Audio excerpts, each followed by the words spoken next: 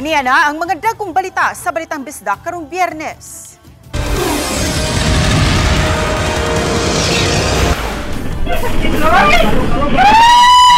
Magnitude 7.4 nga linog mitayog sa Davao Oriental kaganihang buntag. Pagtayog na batyagan usab sa Central ug Eastern Visayas. 44 ka mga panimay sa Bugo City nga nahimutang sa Bugo Bay Fault dili na pwedeng kapuy-an. Joint maritime exercise sa Philippine ug Vietnam Coast Guard gipahigayon. Ug Senior Citizen Community Care Center sa Lapu-Lapu City gibuksan na. Kini ang GMA Regional TV, Balitang Bisdak.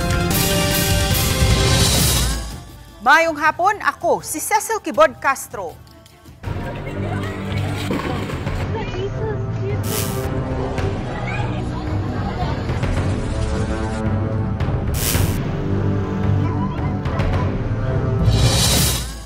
Ang 7.4 magnitude nga linog nga mitayog sa Davao Oriental pasado alas 9 kagayang buntag naggumikan sa Philippine Trench, ang usa sa labing active seismic zone sa nasud.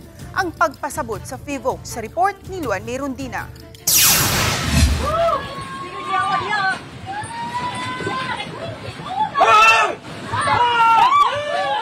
Alas 9:43 kaganihang buntag, gitayog ang Davao Oriental sa 7.4 magnitude nga linog. Matod sa FIVOX, ang epicenter sa linog nakita offshore o anaa sa kadagatan, mga 43 kilometers east of Manay, Davao Oriental. Subay niini, nipagawas gilayon og tsunami warning ang FIVOX nga nag-awhag sa dinaliang pagbakwit sa mga nanimuyo sa coastal communities sa Eastern Samar, Dinagat Islands, Davao Oriental, Leyte, Southern Leyte, Surigao del Norte ug Surigao del Sur. Samtang lakip sa napaubos sa intensity 4 sa maong pagtayog ang Sugbo, hinungdan nga ubay-ubay sa mga LGU misuspenso dayon sa mga klase. Sa Lapu-Lapu City ug sa lungsod sa Cordova, parehong gisuspenso ang klase sa tanang ang mapa-private man o public school. Ang vibration niya tungkol sa iyang power release, kasi parang ano ito ni thrust faulting kasi ito thrust. Dominantly thrust saka ba? Nagpasabot na ang vibration maabot yun bisag asa nga part. Basta dako nga quake maabot sa glayo 7.4. Ibig sabihin mas dako pa ni kaysa Bohol earthquake. Gitataw hinuon ni Robinson Jorge, OIC sa FIVOX Visayas Cluster Monitoring Center for Earthquake and Tsunami, nga walay relasyon ang linog sa Bugo sa linog sa Davao Oriental. Basically, atong country na magini sa boundary magini siya. Mo man ni pinaka-boundary kini diri sa ato ang Ring of Fire, nga which is nata sa kilid sa Ring of Fire. Gitawag og Ring of Fire, which is very active pagdating sa linog. So that's why every now and then nagitay linog ba record. Dugang ni Jorge, samtang nakamugna og grabing kadaot ang mga kusog nga linog sama sa Bugo, ang ayan usab nga tan-aw nato kini sa positibong aspeto. Kung tanaw na ta positively, okay ra na yung linog eh. Tanaw ni dako ang Bugo paghuman sa linog. Ni dako ang land area, nag-gain sila land area sa may barangay Nailon, di ba? 70 meters ang ilang nag-reside lang high tide. Oh. Sisag linog, sigsaka, oh, di ba? Nagawas ta. Sa bigas bahin, gikatakdang mo pahigayon karong hapon og exit call ang mga taga FIVOX ngadto kang Cebu Governor Pambari 4 diin ihatag nila ang resulta sa initial findings sa linog sa Bugo. Uban ni Marlon Melgazo, Luan Merondina, Balitang Bisdak. Subay sa pagtayog sa magnitude 7.4 nga linog sa Manay, Davao Oriental, gilauman nga mutumaw ang danyos ug aftershock sa Ormoc City. Giuyog sa magnitude 3.2 ang dakbayan. Nag-issue ang FIVOX ug tsunami warning sa lalawigan sa Leyte, Southern Leyte, Eastern Samar, Dinagat Islands, Surigao del Norte, Surigao del Sur ug Davao Oriental. Gisuspenso usab ang klase sa mga tunggaan sa Ormoc City. Nabatyagan usab sa Bohol ang epekto sa linog nga nakamugna og pagkaratol ug pagdinaganay sa mga tawo. Sa Tagbilaran City, daling gikuha sa mga ginikanan ang ilang mga anak sa eskwelahan. Sa Bohol Provincial Capital, gitambagan ang mga empleyado ug guests nga mitambong sa State of the Province address ni Governor Enrico Aristotol Umentado nga mohawa sa building. Nagpahimang nuusab ang FIVOX kabahin sa masinating aftershock ug mga danyos. Sa laing balita, gipahigayon ang joint maritime exercise tali sa Philippine Coast Guard ug sa ilang counterpart nga Vietnam Coast Guard sa kadagatan sa Sugbo. Ano ang report ni Alan Domingo? Tumong sa joint maritime exercise nga mas mapaligon pa ang pagtinabangay sa nasod, aron aduna usay mas epektibong pamaagi sa pagtubag sa mga kataragman o emerhensiya sa kadagatan. Dinhi sa Karkar Bay gipahigayon ang joint maritime exercise tali sa Philippine Coast Guard o sa Vietnam Coast Guard. Tumong niining naasoing pagbansay-bansay ang pagpalig-on sa interoperability sa duha ka nasod. Nagtutok ni sa tulo ka aspeto ang search and rescue operation, maritime pollution exercise o firefighting exercise. Unang ipahigayon ang simulation sa sunog o rescue operation. Gipakita sa duha ka habig ang ilang katakos sa pagpaong sa sunog gamit ang bomba sa tubig.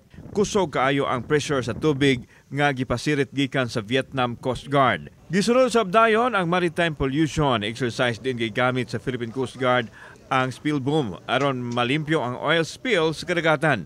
Bisan tuod og medyo napakgang ang exercise diha naputol ang spill boom, malampuson og gihapon nga napahigayon sa duha ka nasod ang maritime exercise. Maupod ni ang makatabang nato para sa atong interoperability sa ilaha kung naatay ma-encounter nga mga insidente sa dagat na kinahanglan og search and rescue, kinahanglan og firefighting og nahibaw-an man nato nga kung malunod o malubog ang usa ka barko ay naay posibilidad nga magkaroon ng oil spill. Miabot ang Vietnam Coast Guard sa Cebu niadtong Lunes subay sa Memorandum of Understanding kabahin sa nasabutang maritime cooperation nga gipirmahan sa duha ka nasod atol sa state visit ni Presidente Bongbong Marcos sa Vietnam sa miaging tuig. Sa miaging Abril lang, ang Philippine Coast Guard mibisita sa Vietnam alang sa maritime exercise. We discuss kung unsa ang progress sa among mga engagement sa ila sugod nga napirmahan tong atong Memorandum of Understanding last year og amo pong giplanuhan kung unsay mga activity namin in the future, particularly sa 2026. Sa pagbisita sa VCG sa Cebu, naatol usab sa pagtayog sa linog diin gihatag nila ang 32 ka sakong bugas alang sa mga biktima sa linog. Ganyan buntag ipahigaan ang send-off ceremony sa Vietnam Coast Guard sa Pantalan human sa joint maritime exercise tali sa duha ka nasod ug pagkahuman ni diretso na sila pauli ngadto sa ilang nasod. Kauban si Godfrey Lian, ako si Alan Domingo. Balitang Bisdak.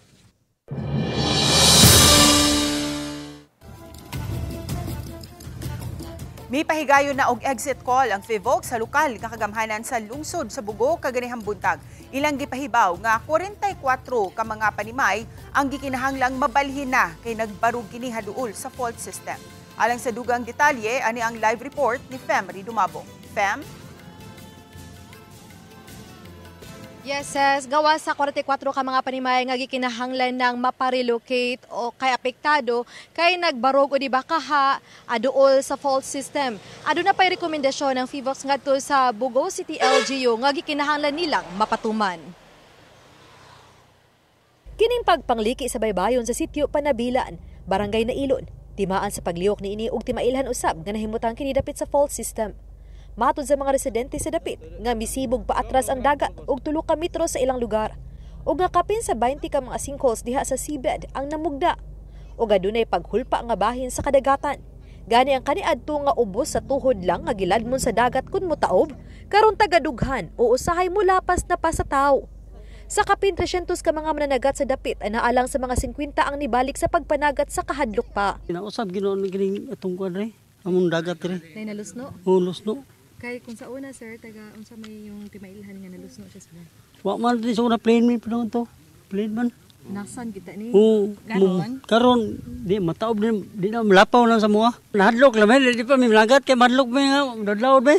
Matod pa ang mga hinatag nga ayuda ang ila lang unang gikonsumo alang sa adlaw-adlaw nga panginahanglanon. Dinhi sa Barangay Nailon duol na himutang epicenter sa magnitude 6.9 galinog niadtong September 30 nga niigo dinhi sa Northern Cebu. Dinhi dayag kaayo nga makitang epekto sa maong linog kay sa apektado kaayo kana makita natong nahugno nga pangpang daplin sa dagat. Lakip na usab kining na Ilon Port nga usa karon sa gipanuhang i-rehabilitate sa Bugo City LGU. Kay kini mao ang dungguanan o asa mosakay ang mga turista padung sa mga tourist destination dinhi kini mga isla nga nakapalibot dinhi laki sama na lang sa Kapitan Silio. Matod ni Bugo City DRM Officer Rex Leuben Igot nga ang maong fault system nga nakita sa FIVOX nahimutang sa tulo ka mga barangay sa Libertad, Nailon ug Dakit. 44 houses ma'am ang along that fault line.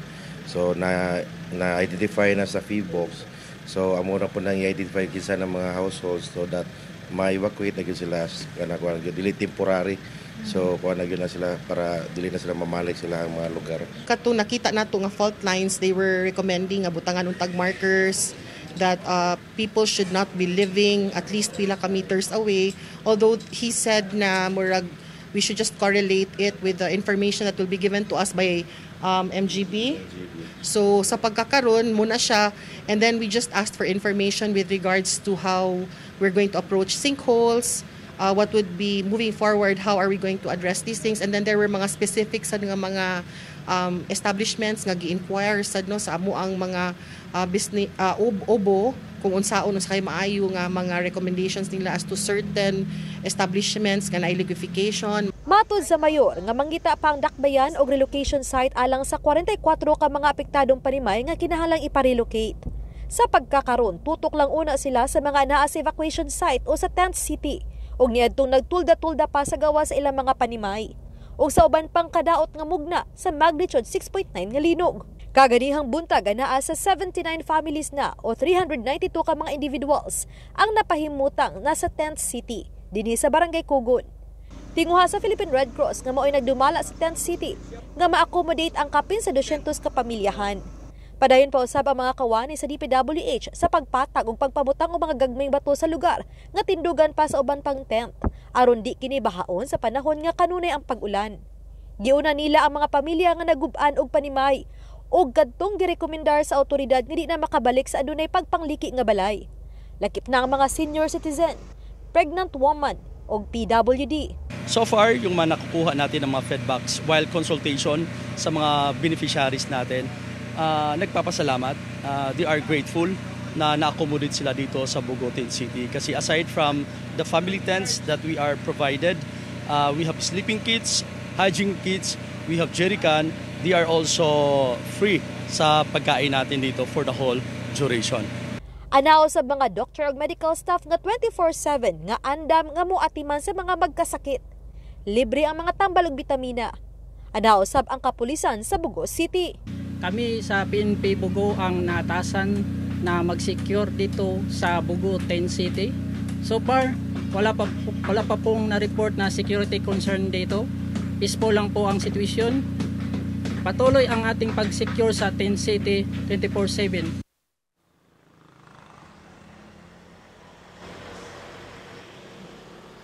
Ses padayon mang nabatyagan ang mga aftershocks o gani napay hinay ngadto sa makusog nga pag-ulan apan matod sa Bugo CDRRMO nga wala hinuon sila natala nga dugang kadaot samtang wala usab na batyagan sa Bugo City ang pagtayog sa magnitude 7.4 nga linog sa Davao Oriental apan nipadangat ang Bugo City LGU sa ilahang concerned og nang hinaot nga unta sama sa Bugo City gubang bahin sa Northern Cebu nga unta matutukan dayon usab sa gobyerno ilabi na sa national government ang Davao Region.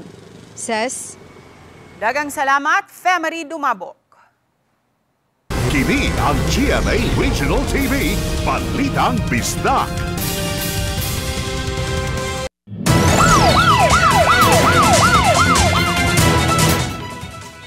Patay ang usa ka inahan human kini gipuspusan og bato sa ulo sa iyang kaugalingong anak dito sa Sitio Riverside, Barangay Macupa, Leyte niadtong Martes, October 7.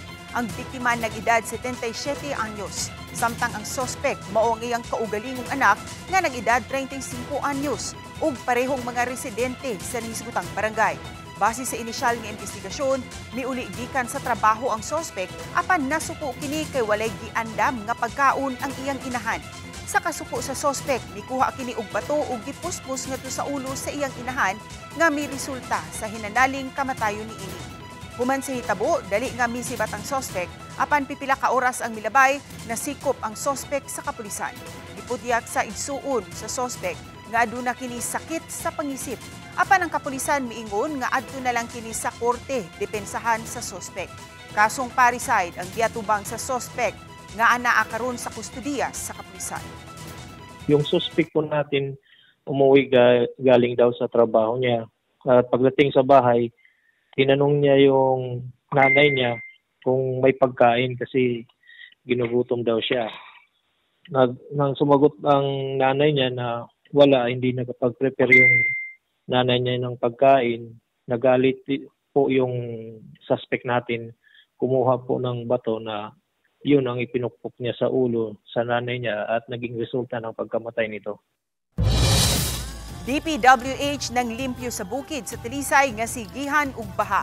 Gihimo ang clearing operation sa Department of Public Works and Highways sa Barangay Campo 4 ug Manipis. Ang bukirang barangay sa syudad sa Talisay nga makasinati og baha ug pagdahili sa yuta ug bato matag bunok sa kusog nga uwan. Matud ni Joy Tumulak, ang pangu sa City of Talisay Traffic Operation Development Authority, nga gitangas nila ang bukid aron masusi usab. Gipahibaw ni Tumulak nga ang kusog nga bulog sa tubig gikan sa daghan nga mitumaw nga lugot kilid sa bungtod. Asoy pa niya nga ang tubig maoy mibanlas sa mga yuta ug bato gikan sa stockpile sa nagpadayon nga benching sa viewing deck. Sigun pa ni Tumulak nga apil nga nabanlas ang mga iligal nga gipangkubkob nga yuta nga gitapok kilid sa karsada. Ang mga nabanlas sa tubig diha nagtapok sa kanal. Hinungdan nga ang tubig diha na misubay sa karsada. Nagkanayon si Tumulak nga ang taga DPWH misaad nga ilan ng hugtan ang pagmonitor sa maong lugar ug makigalayon sa Barangay Campo 4 pinanguluhan ni Kapitan Rowena Idar. Ang City Toda mo'y usa sa mga departamento sa syudad nga morismonde matag adunay kalihukan sa kabukiran kay sila man ang muharang sa mga motorista nga mupugos sa pagsaka. Bisan sa nahitabong linog sa Northern Cebu, gipasalig sa Department of Tourism nga bukas gihapon ang sugbo sa turismo. Niadtong weekend, lakip sa gihatagan o ginabang pinansyal ang mga stakeholders. Ano ang report ni Nico Sereno? Nangunay si Tourism Secretary Cristina Frasco sa pagpanghatag og hinabang sa mga tourism stakeholders sa lungsod sa Medellin. Gihimo kini niadtong weekend agisap og tabang kanila nga naapektuhan sa kusog nga linog kay nahunong una ang ilang panginabuhian. Matud pa apektado ang turismo sa norte sa nahitabo. Apan ang giklaro niya, nagpabiling bukas ang ubang bahin sa Sugbo para sa mga bisita. That Cebu continues to be open for tourism in central Cebu and southern Cebu as our national, local governments as well as the private sector continue to work hand in hand to help the northern side of Cebu arise again. Niadtong Domingo miabot og midunggo sa Sugbo ang usa ka cruise ship karga ang mga foreign tourists. Ang mga opisyales sa Department of Tourism mismo ang misugat kanila ug mihangop sa pagbisita sa probinsya. Uban ni Godfrey Relien, Nico Sereno, Balitang Bisdak. Kini ang GMA Regional TV, Balitang Bisdak. Kini ang GMA Regional TV, Balitang Bisdak. Nahatagan na og food pack sa DSWD ang mukapin sa 200,000 ka mga pamilya nga apektado sa linog sa Northern Cebu. Ano ang report ni Alan Domingo? Gitunod na sa ilang katapusang pahuwayan ang 11 ka nagkalas sa linog sa Barangay Binabag, Dakbayan sa Bugo. Giklaro sa Department of Social Welfare and Development kung DSWD nga gawas sa tag 10,000 pesos nga ilang ipanghatag sa pamilya sa tanang nakalas, abagahon usab nila ang pagpalubong nini. Kini human mitumaw nga adunay 3 ka namatay sa isla sa Hibitngil lungsod sa Medellin kan sa pamilya ang nangutang og lungon aron mapahiluna ang mga nangamatay. Gisusi na kini sa DSWD, gani pwede ra usab nga muduol ang tagtungod sa DSWD aron ma-facilitate ang ayuda sa pamilya. Katong tanan nga namatyan, ang DSWD ang mo shoulder. Yes. So ang ilang buhaton naman sila Municipal Social Welfare Office or officer or pwede na ako makuha ang mga pangalan pero atong I'm sure nga kuan na po na siya no na siguro nag-report po ana. Gidugang usab sa DSWD nga nahumana ang ilang unang hugna sa pagpanghatag og food pack sa mga apektado sa linog ug nagsugod na usab sila sa second wave nga mokapin gihapon sa 200,000 ang mahatagan. Nagsugod na ta atong isang adlaw no. Mga hapon naka-dispatch na dayon plus kagahapon. So mukabat na sa 28,250 ang atong napadala. Sa pikas bahin nanawagan karon ang Department of Migrant Workers DMW sa mga active OFW o pamilya nini nga grabing naapektuhan sa linog nga makig-alayon silang buhatan o sa mga peso sa ilang mga dapit. Kini aron mahatagan og financial assistance nga maggamit sa ilang kahimtang karon. Sa kasamtangan adunay 63 pa lang ka mga OFW ang na-trace sa Department of Migrant Workers. Atong mga active na OFWs o katong nauli within 2 years from the time na nauli sila. Muna siya atong pag-count na mahug siya beneficiary sa atong action fund. Each family affected no OFW or his next of kin will receive a 5,000 one-time financial assistance. Kauban si Godfrey Reliana ko si Alan Domingo. Balitang Bisdak. Naayo na sa NGCP ang Visayas Grid nga naguba sa magnitude 6.9 nga linog netong September 30. Tungod niini bibalik na sa normal ang transmission services. Netong Biyernes, malampuson nilang naayo ang Daan Bantayan Tabango 230 kV Line 2, usa ka submarine cable nga nagkonektar sa Cebu ug Leyte. Kapin sa 60 ka mga personnel ang gipakatap alang sa restoration activities. Human giguba sa linog ang mga pasilidad sa NGCP sa Daan Bantayan Substation.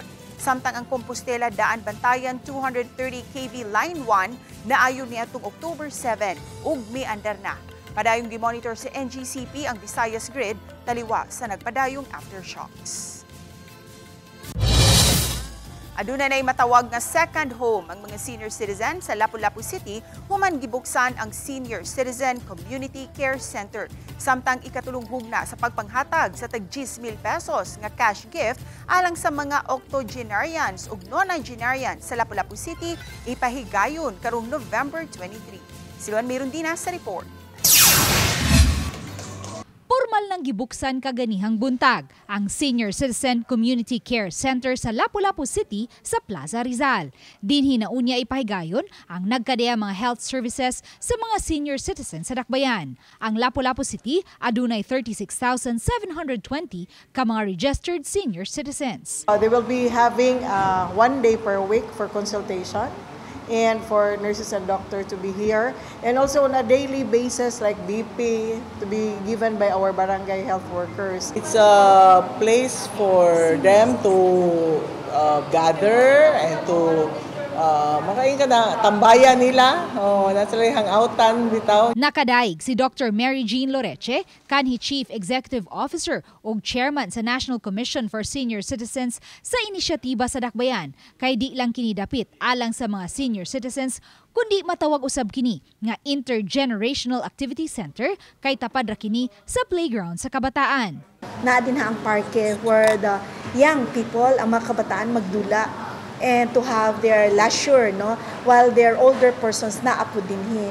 So we're trying to connect the young and the old with the various programs that we have. Mato ni National Commission for Senior Citizens kon NCSC 7 Regional Director Jocelyn Tabo-Tabo nga himuon usab ang dapit nga venue alang sa nagkadayang mga training alang sa mga senior citizens nga buot mukat-on og dugang kahibaw gikan sa DOLE ug TESDA.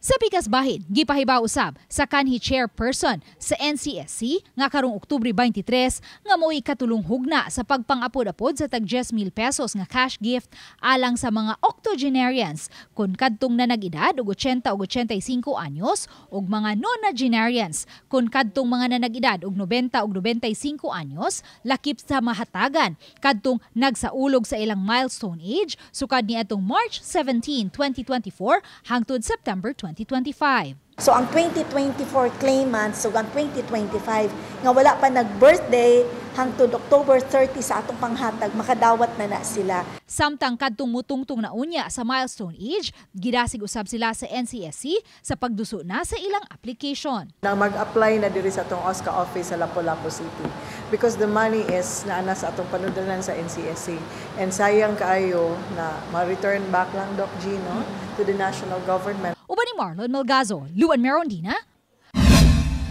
Balitang Bisda. Mga kapuso, nakagawas na sa Philippine Area of Responsibility ang Bagyong Kidan ug natuman na usab ang gibantayang low pressure area.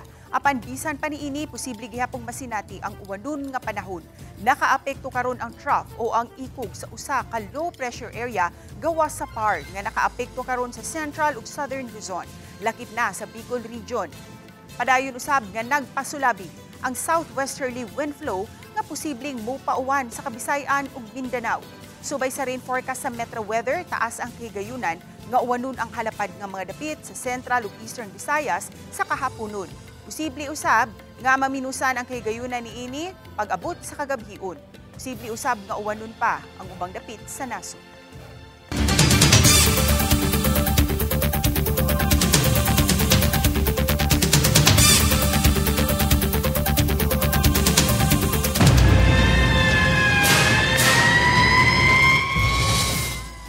Lang sa kandila nga nalimtan sa pagpaong usa ka panimay ang naugdaw sa sunog sa San Juan sa isla sa Siquijor.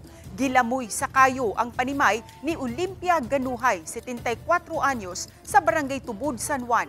Diin dali lang usab kining napaong sa tabang sa Bureau of Fire Protection ug nagbilin og danyos nga mokabat sa 20,000 pesos. Sa inisyal nga investigasyon, nasayran nga kandila lang ang sugang nga iwag sa maong panimay ning maong lola ug nalimtan pagpaong sa lola ang kandila nga gipatong sa usa ka plastic cabinet nga maoy hinungdan sa pagdilaab sa kalayo. Gisuspenso ni Cebu City Mayor Nestor Archival ang trabaho sa Cebu City Hall human mabatyagi ang linog kaganihang buntag. Migawas ang mayor sa City Hall kauban ang tanang mga kawani ug mga tawo nga anaa sulod sa City Hall building atol sa linog. Diin ang epicenter mao ang Manay, Davao Oriental. Nanagana ang mayor sa posibleng aftershock nga mahitabo samtang gipasusi usab niini ang structural integrity sa building. Gitahasan niini ang CCDRRMO sa pagmonitor sa posibleng mga kadaot mugna sa pag-uyog sa yuta.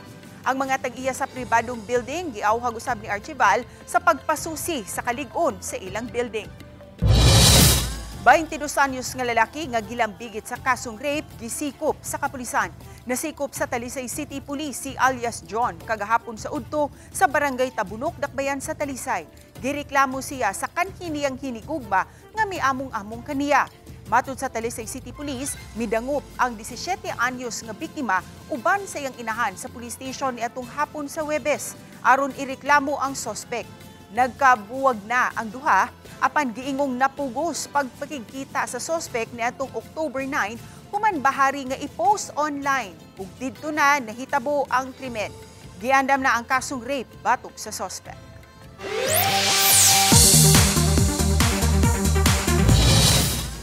Gipaambit ni Asia's multimedia star Alden Richards ang iyang gibati sa hapit na nga matapos nga kapuso dance reality show nga Stars on the Floor. Of all the shows I've hosted, so far Stars on the Floor is the one that I'm so immersed with. Siguro kita naman pag kung paano ako nagsasasayaw doon pag in-on the spot ako ni Yan, di ba?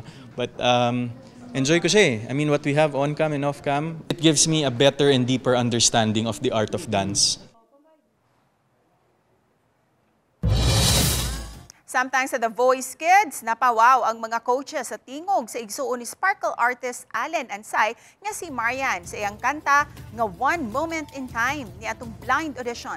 Proud na proud si Allen sa iyang igsuon nga naka-perform og tarong sa blind auditions. Nahimuusab nga audience sa performance ni Marian si Allen ug iyang ka-love team nga si Sofia Pablo.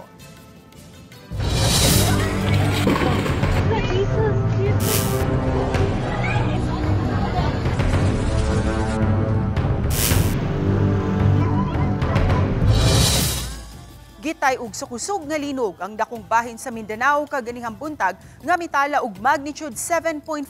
Bisan dinhi sa Subo, Kabisayan, nabatyagan usab ang pag-uyog maong daling mi-evacuate ang mga tao pagawas sa mga building ug panimay. Ano ang report ni Nico Sereno? Nagtambay ra unta kining pundok sa makabataan sa usa ka tindahan sa Barangay Rizal, Manay, Davao Oriental dihang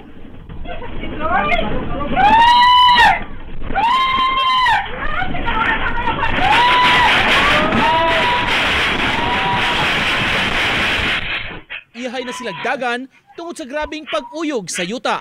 Sa laing video, sa Nabunturan, Davao de Oro, nang hapa na lang kining mga tao, ang uban nagginunitay dihang naglinog alas 9:43 kaganihang buntag. Makita sab ang pagsayaw sa makahoy ug mga pananom. Bisan dinhi sa Subo, nabatyagan sab ang pagtayog. Sa Mandaue City, dali-daling nang gawas ang mga empleyado o kliyente sa Mandaue City Hall. Ang pribadong eskwelahan sa Atbang mipatuman dayon sa evacuation procedures sa ilang mga estudyante. Sa Mandaue City Comprehensive National High School, puliki ang tanan human sa pagtayog. Daling gitabang ang mga nangalipong ug nawad-an og panimuot. Biresponde ang mga emergency personnel sa syudad ug pipila ka estudyante gidalagyod sa ospital. Sa City Central School, nasinatisab ang panic attack sa pipila ka mga estudyante. Nanghila kay gisod ginhawa. Oo. Normal siya na reaction no in case na may mga kuan uyog.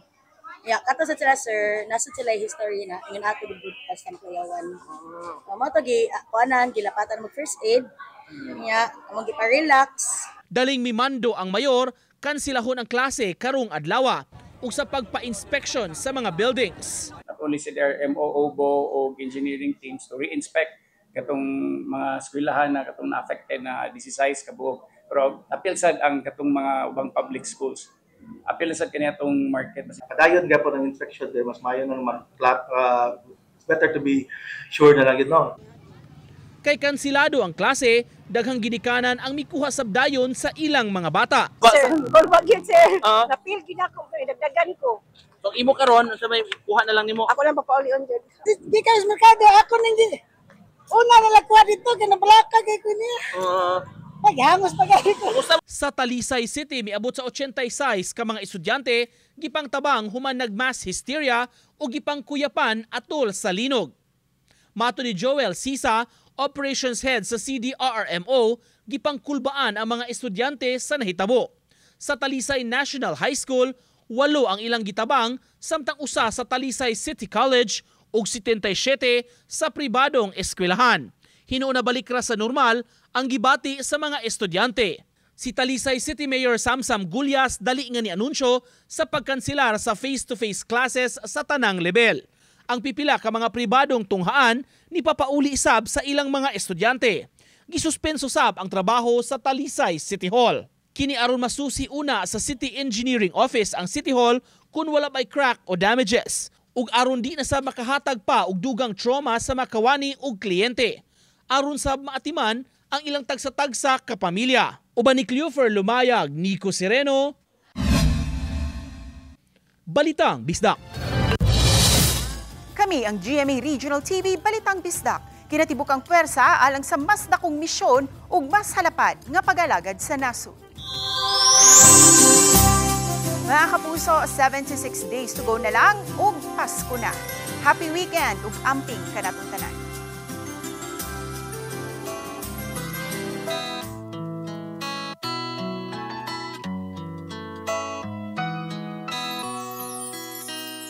Ilugmok man tayo ng bagong pagsubok, mga puso natin di mapapagod. Abutin ng kamay na handang tumamay, mga puso natin di mapapagod. Nasa puso ng bawat Pilipino, pagmamahal sa kapwa at serbisyong totoo. Isang bayan, tayo'y aahon, walang maiiwan sa pagbangon. Isang lakas, isang pag-asa patungo sa bagong umaga.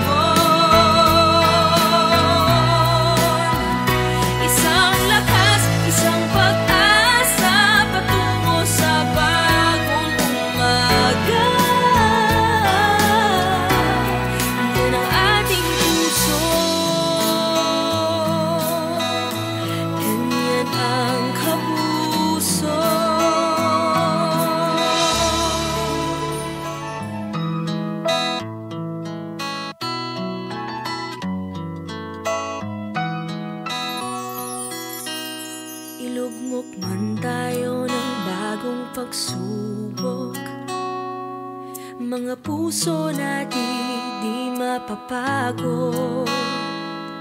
Abutin ng kamay na handang tumamay, mga puso na di mapapagod. Nasa puso ng bawat Pilipino, pagmamahal sa kapwa at serbisyong totoo, isang